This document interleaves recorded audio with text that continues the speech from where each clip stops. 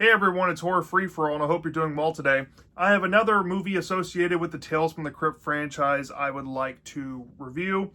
And the film in question came out in 1996. It was written by Bob Gale and Robert Zemeckis back in the 70s and was later turned into a screenplay by Al Katz and Gilbert Adler. And the film itself was also directed by Gilbert Adler. And the movie in question is Bordello of Blood. Now, if you haven't seen, this film at all, or you're not familiar with the Tales from the Crypt movie franchise, it's quite messy. It goes back to the early 1990s with Two-Fisted Tales, the anthology film that aired on Fox. There was also a movie that I think Robert Zemeckis wanted to be the first film of this original idea he had for the Tales from the Crypt franchise. For films that just never panned out. So he ended up making it its own thing called Death Becomes Her. And then once that movie caught some traction, like I mentioned in my previous video about Demon Knight, Universal decided to buy up some scripts to make an original trilogy out of from these, I guess, varying scripts from different writers that somehow landed on the doorsteps of Universal that felt like a Tales from the Crypt story. So Demon Knight got made. There was supposed to be Dead Easy right after this. There was even a cold, I guess, stinger mention of it at the very end of Demon Knight's film. And then there was another one called Body Count that was supposed to be the third installment. Well, after Demon Knight came out and was successful, they got cold feet on the other two, thinking that they weren't going to be as good. So they pulled the plug on them and pretty much under the rug canceled Dead Easy and Body Count. So they were looking for a second film. And Zemeckis had two movies that ended up becoming their own things on the docket to be the second Tales from the Crypt movie. First one was The Frighteners, written by Peter Jackson.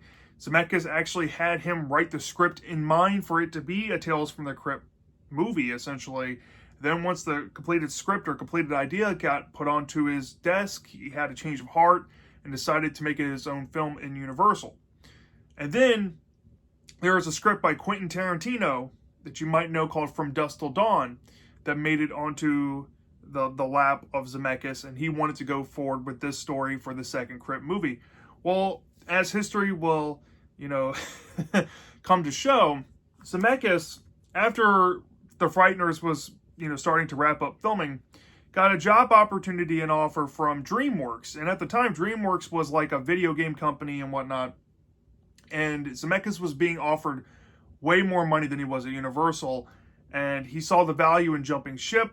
I guess he felt his time at Universal was over, his tenure. He's made some successful movies with some other houses here and there. But, he's getting more money here and he gets to have complete creative freedom and given more leeway. And Universal was like, well, we can't have that. We need to have Zemeckis stay on. So they, ebbed and flowed with him, and they came to an agreement for him to stay, that they would turn one of his very first scripts he ever wrote, Bordello of Blood, into a Tales from the Crypt movie. So that's how From Dusk Till Dawn got sold off to Miramax, and the rest was history. And the second movie ended up becoming Bordello of Blood. It's a very long story, but that's just the history of how messy these films were. So Bordello of Blood, off the bat, is a vampire sexploitation movie. If you can't tell by the title, Bordello, if you are not used to, very cheesy, very sleazy 70s drive-in era schlock, this is not going to be for you. Now, this is definitely a 90s-fied version of 70s schlockbusters or drive-in schlock. So take that with a grain of salt. But yeah, for the cast ensemble, for everybody involved, for some love letter things from other 80s vampire movies in here, from just how batshit crazy this movie can be, it does kind of make up for its weaknesses. And I want to stress this before we get into the plot overview of this. This is, by all means, a bad constructed movie. It's not good on any really measurable objective taste here, but its strengths outweigh its weaknesses and make me kind of full on love it for its weaknesses. and like a so bad it's good kind of way. So this is one of the first times you'll see me on this channel admit that this movie is bad, but in my opinion, I think it's so bad it's good, and I'll tell you why. But yeah, if you haven't tried Bordello of Blood, look, unless you're a diehard Tales from the Crypt fan, and look, I said this in Demon Knight, the Tales from the Crypt show was super popular back then, and it still has a massive fan base today. And these movies are kind of niche when we're in the grand discussion of Tales from the Crypt. Bordello of Blood, I think, is not the more necessary of the two mainstream movies to check out, unless you're a diehard. Or maybe you're looking for more vampire stories from the 90s, because the 90s had quite a few vampire flicks in it. And if you're like, I guess, somebody who enjoys the vampire subgenre, you might like this. It does have some unique stuff that you can really only find in this movie, but then again, it's not that great. So just be warned. This is very sleazy, okay? One of the sleaziest movies I think I've ever seen in my life. All right, so let's get into the plot overview without giving too much away. So unlike Demon Knight, this movie kind of starts off with a prologue. It doesn't start off with the Tales from the Crypt theme song or the theme opening from the show like Demon Knight did. It just gets right into the nitty-gritty of this event going on. There's a group of explorers, I think in South American jungles somewhere, and they stumble across a tomb with a giant coffin in it. And one of the explorers has a box containing a petrified heart cut into 4 sections, and the explorer reveals that the heart it needs to be put back into this corpse, and the corpse is revealed to be this ancient vampiress, femme fatale kind of woman named Lilith, and she's going to be resurrected essentially. And the guy, once he gets the heart near Lilith, it starts coming together, and then he puts the heart into the corpse, and we see this really gnarly montage of the vampire's corpse coming back to life. And once it comes to life, it starts to wreak havoc on this explorer's assistants, brutally murdering them, eating their hearts, doing some weird shit. The vampire makeup looks gross but very effective. And the explorer, once he's the last one standing and Lilith is able to assume her true form, mind you, she's played by Angie Everhart, as you can see here. So she's like a redhead, femme fatale kind of woman, very reminiscent to a lot of Robert Zemeckis' stuff here. But somehow this explorer has this key, and I don't know if it was meant to be the same key from Demon Knight, or it's hinted to be maybe an offshoot of it, or just a nod to it. I don't know. But the key that he's holding gives him power over Lilith, and we now know that this explorer wants to do something, but we don't know what it's going to be with this vampire moving forward. So then it cuts to the Crypt Keeper sequence. And the Crypt Keeper is really fun in this movie. He's playing, I think, in like a casino or something, or maybe he's at a bar just hanging out talking with his friend who's a mummy. And the mummy's played by William Sadler. And they're having this game kind of reminiscent to a classic Tales from the Crypt episode involving the two men that were cutting off limbs in terms of like bets and stuff, and seeing how far they could push each other. I think it was trying to nod to that.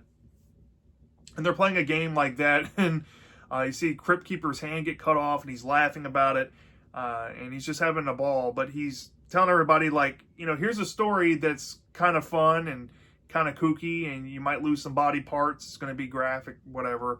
The story's Bordello of Blood. So then it kicks on after the title sequence into the rest of the story. And we get to meet these two characters. One is a woman played by Erica Eleniak. And her character is a news anchor woman. And she's at home working out one night. And she confronts her brother, who's played by Corey Feldman, who's like this goth punk guy from the 90s. And he is a super horny guy. He really wants to go out with his friends to the bar to try to get laid. So he bids his sister farewell, meets up with his friends at this bar, and they start doing weird shit, like throwing darts at each other's testicles. Yeah, it's really weird. And they're hitting on like an older barback or something. You can tell that they're literally swinging for anything in this Sausage Festival bar.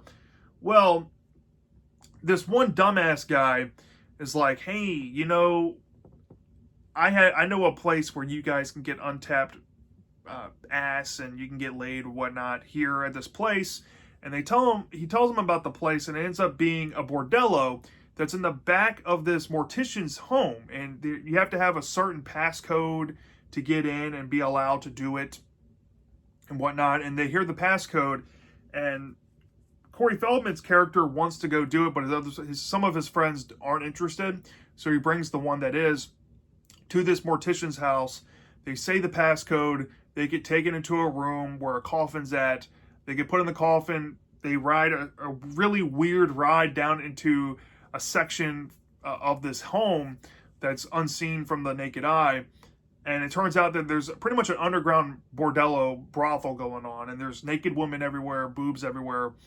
And you can tell something's wrong here because all these women have bite marks on their necks. And we see Lilith appear. And since we saw her in the prologue, we now know that Lilith is this vampire. These are a bunch of vampire prostitutes. Shit's about to hit the fan for these men.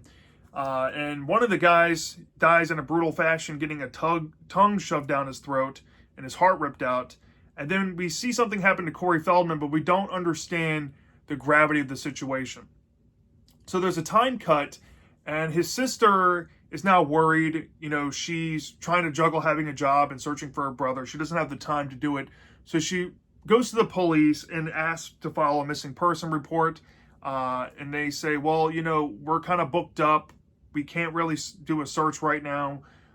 You know, maybe it might be better for you to go find a private investigator.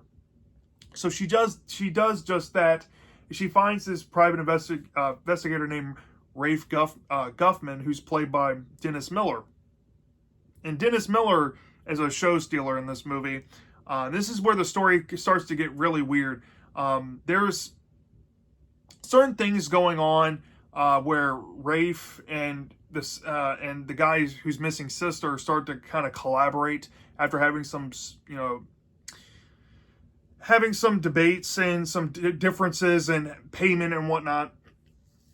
And I guess the professionalism of the relationship.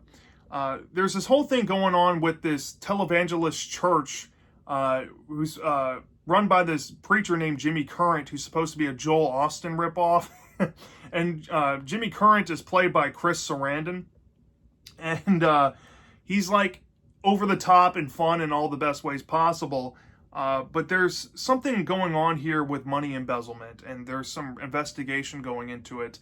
And it turns out that the stuff from the prologue ends up mattering here, because we see the explorer guy from the prologue is stashing something here at this church and also bringing money to embezzle to it to fund it. And it looks like the weapon that he's using to control Lilith is being stored in the safe of this church. I guess for safekeeping, because Lilith is a vampire. And every time a man comes down to the bordello, they pretty much rob his body blind, right? And they take all of his fine possessions, sell it off, and you stash the money for the church. That's basically what's going on. Well, we see, Rafe starting to investigate into what happened to this woman's brother. He investigates some friends. He gets something told to him by the same man who told him about the bordello the night the guy went missing. So he goes up to the mortician's house, and you see the mortician playing with a cadaver in like a necrophiliac way. It's very bizarre. But Rafe gets this impression that he's not going to get the full story unless he starts snooping himself. And he starts snooping around, and he sees, this woman, this redheaded woman around, and she hears some screaming. And he's like, okay, well, something might be up here. Very bizarre. But Lilith seems to be like catching on to his scent, that something might be, I guess exotic about this man. And you kind of see this play a role later on in the story, where she's getting a hint of Rafe's, I guess, blood scent or whatever. And then there's a couple of scenes. I'm gonna skim through this here. Rafe sees his informant guy get brutally killed, kind of. Or at least we, the audience, sees it. And he gets this impression that there needs to be a picture taken of this guy's body to prove that this man was killed by this woman. And he goes to the reporter who's hired him to do this and says, we need to cover story this. We need to put it out there. We can get maybe some more information on your brother. And when he tries to take a picture, there's nothing there because the guy's a vampire. And the woman's like, you got to be shitting me. Why did I hire you? You're full of shit. And basically pseudo fires him. Well, when she decides to go confront, apparently, they had some dirt on possibly who's behind it all. This woman Lilith. They go to, I guess, the explorer guy who might have connections, and they bring a bunch of reporters to this bar, and somehow the preacher's there. And when they look at the footage, and of course they don't see Lilith on the cameras because she's a vampire, they start to connect the dots to say, oh, they're embezzling money from this Bordello place, but we got to find out where the Bordello is. And Rafe takes it upon himself to be like, well, I know where it is. We need to take care of it because everybody thinks we're full of shit because they can't see Lilith, but we know it's there. So he gets this bright idea to, possibly work with the woman to go save her brother that he thinks and believes is in the Bordello somewhere. But she ends up getting kidnapped. And it may or may not involve her missing brother. And Rafe is now forced to make a decision on what to do next. And we also see a scene where Lilith's charm thing that keeps her under control is broken. So now there's nothing holding her back. And she's now available to go on a rampage and basically try to seduce Rafe and all that. And that plays into his potential love connection with this missing guy's sister and all that. And essentially it boils down to the detective Rafe and the televangelist Jimmy getting together, because when Jimmy learns that he's embezzling money from this Bordello in the back of a mortician's house, he has a change of heart and wants to help destroy all the vampires down there. And he teams up with Rafe with super soakers and holy water. And they go down into this Bordello, and there's a massive bloodshed in a fantastic way, in every way possible that you can find fun. And then after that, there's another, pretty much a whole second climax involving the church, involving a projector with a cross symbol on it. It involves all the remaining living characters, let's just say that. And something happens to Lilith, let's just say. And some of the other characters also may bite the dust in some grisly, horrific ways. But since it's Tales from the Crypt, the characters who do survive, there's a twist involving one of the characters in their time in the Bordello, and that might have altered the future a little bit for their character and the rest of the characters associated with them. Then the movie ends off with the Crypt Keeper doing some funny jokes and quips, and then the credits actually roll like the original Tales from the Crypt show, and then the movie ends off in the credits. And that's essentially what you're going to expect out of Bordello of Blood. So, yeah, very long-winded thing, but there's a lot of stuff that happens in the middle of this movie to kind of brush through. But, let's go ahead and start off with some thoughts on this. I guess I'll start with my positives first. What I really enjoyed from this movie is the cast. I mean, I think Dennis Miller, who played Rafe, did a fantastic job. I think Angie Everhart, who played Lilith, did a fantastic job given the material she was given. I thought Chris Sarandon playing a televangelist in a vampire flick was on the nose, because he was the leading villain in the original Fright Night movie from 1985, and seeing Corey Feldman, who played in the Lost Boys movie from the 1980s as well, play another character in a vampire flick. I love the attention to the cast here, and I don't think there is one bad performance in the bunch. Even though there's some weird casting choices, I can say, everything else was pretty spot on. Even the more superfluous character who's there just for eye candy, like Erica Eleniak, was still a pretty good performance. And all the characters, they were fun, and they were captivating to the point that they kind of helped save some of the monotonous parts of the plot, just because they were so entertaining. And I definitely like the cast here as a whole, actually more than I like the cast of Demon Knight, even though I think Demon Knight has stronger performances from certain actors than in this movie. This definitely has a stronger overall cast. I love some swings at vampire lore here, even though it comes off kind of random, and that is a mild negative.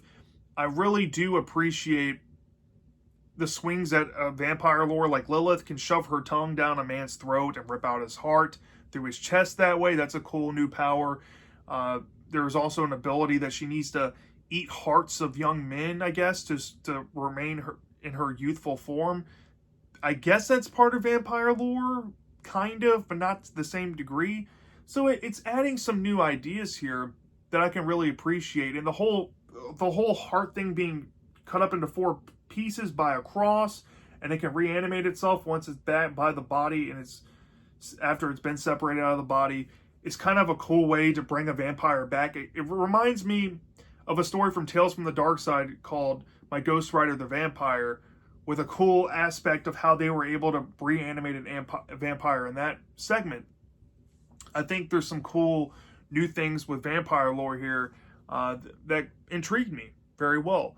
The prosthetic effects on the vampire Lilith, and pretty much for all the death sequences, because this involves a lot of brutality and gore, they look fantastic, just like Demon Knight. So that stuff ruled and was awesome. The climax of this movie, if there's anything else you need to see this movie for, it's the double climax, because it is absolutely bad shit. It's some of the most wild things I have ever seen in my life. Not to mention, one thing I really appreciate about this movie is that it's unapologetically sleazy, and it knows what it is. You know, this isn't a movie that's unintentionally cringy because it's sleazy or anything. It feels very much in the vein of like a Friday the 13th Part 5, A New Beginning. It knows what it is, and it's not trying to be anything else but like a sexploitation vampire movie. So if you're going in expecting just a traditional vampire flick or something traditionally scary, you're not going to get that with this, unfortunately. But it's not trying to be that. So I can appreciate that about it. Even though, personally, I do wish it was scary. And now we're getting into the negatives of it all. And I do have quite a few here. For me, the first thing is, this is played up for the sleaziness and the comedy more so than the horror. Even though the horror is an accent and it does try to play into it in that traditional Crypt way, there's just nothing about it to make it enthralling on that front. You don't really feel much stakes in the story because there's not a gripping enough mystery or gripping enough tension going on to make you feel scared. It's just a bunch of sleazy things happening, and you're just kind of along for the ride, waiting for the next pizzazz moment or a random moment to show some gore or something. It's not that engaging in terms of its tone. And getting into the big bulk of the problem here is the plot is all over the fucking place with this film, dude. It starts off with a prologue. You don't know how the fuck this explorer guy got the Demon Knight key. It never bothers to explain what the hell that means in the story. After Lilith is reanimated, he's like, oh, I get to control you, but you never get to understand really why the fuck is he controlling Lilith. Even after the fact you learn that she's in a bordello, you still don't understand why he's trying to control her. I guess he fell in love with her or something, and he destroys the key for that. But if he's trying to control her so she can fall in love with him, wouldn't you want more insurance policy than just to buy into what she's selling you about trying to get rid of the key and you just break it? It's random shit like that don't make much sense with the Explorer. But it's also kind of throwing in some random bullshit dealing with a televangelist guy played by Chris Sarandon. And look, I love Jimmy as a character. I love Chris Sarandon. I think he was fun in this movie. But why are we doing a Ponzi scheme, money laundering shit with an explorer guy with an ancient relic key that has a vampire running a bordello in the back of a mortician's home? And why are they embezzling money into a church, right? And you try to sit down in the movie and figure out why that is. The guy never fucking knew that he was getting money from a bordello behind a mortician's house. He thought he was just getting money from this guy based on whatever they were selling. Yeah, bullshit. I mean, there's a lot of plot contrivances in there. It's all over the place. The believability is just kind of nonsensical. And it really drags, especially when it starts to get into the whole sub of a subplot dealing with them trying to film and take photos of these vampires that they witness. Like, I get it. They're looking for more evidence to kind of show the world that what is happening is real. But for the love of God, this movie just isn't interesting with it, and it falls down into that boring territory where it just kind of flatlines, and you're like, okay, well, why the fuck are we doing this if they already know they're vampires? And that feeds into another encompassing problem with the movie, is that we as the audience know that Lilith is the main villain in the prologue. We know very early on, once we get first introduced to the Bordello, that there's vampires in the Bordello. There is no mystery to this movie. It's not engaging on that front. It doesn't sell the horror of it. So everything that these characters go through in the movie, you're pretty much counting down the fucking minutes until they realize, wait, there are vampires in the Bordello. We need to find a way to get rid of the vampires in the Bordello. And I'll bring this up here. This movie is only 5 minutes less than the runtime of Demon Knight. This movie felt like a good 25 minutes longer than Demon Knight, just casually watching through it. It felt longer, even though it's a shorter film. That should tell you right there that you're dragging your ass with the movie and you're making it uninteresting, right? And look, there's some bad taste stuff in here too, because it's so sleazy. There are some kind of cringe moments involving that too. We don't have to go through it all, but let's just say there's some BDSM weird stuff. There's some implications from Corey Feldman's character that he might have like incestual attraction to his own sister in his vampire form. Mild spoiler there, but what the fuck? There's some weird sexual tension with Lilith and all these vampires, and that's never really played up for anything. It's just there in the film. And there's this weird power. Okay, let's also get into some issues I have with the vampire powers. This is also a give and take here. Lilith, she has understandably cool powers that are new, like shoving your tongue down a man's throat to rip out his heart. That's cool. Creating bloodbath gore effects to, accompany that is awesome to see. But then she has powers to put herself in the mind of Rafe, and she's attracted to him because he has a rare blood type, and they want to like keep him around, I guess, to just drink on his blood forever. And she can like go in his mind and make herself look like Marilyn Monroe and a cheerleader. Like, why are these scenes in here? It's only done up one time that she has mind control powers, or she can like alter the perception of what she's doing. And not to mention, she also can shapeshift into other human being forms. It's go gadget random fucking powers for this vampire sometimes. They don't really stick with certain things here that make continuity sense as the film goes along. It's very similar to the catch-all collector villain from Demon Knight that just had a bunch of random powers because plot willed it to be that way. Lilith is pretty much the same song and dance with that. And honestly, the last negative I have is that it's super fucking corny. Especially where the story ends off. Yeah, I mean, it's a cool twist, I guess, for it being kind of brutal. But then again, we've been there, done that with this kind of story in Crypt. And it's kind of like a hallmark of that. All in all, Bordello of Blood. Is this one of the weaker movies that I've read written by Robert Zemeckis? At least in terms of story. I don't know if he had any involvement in the screenplay. I highly doubt it.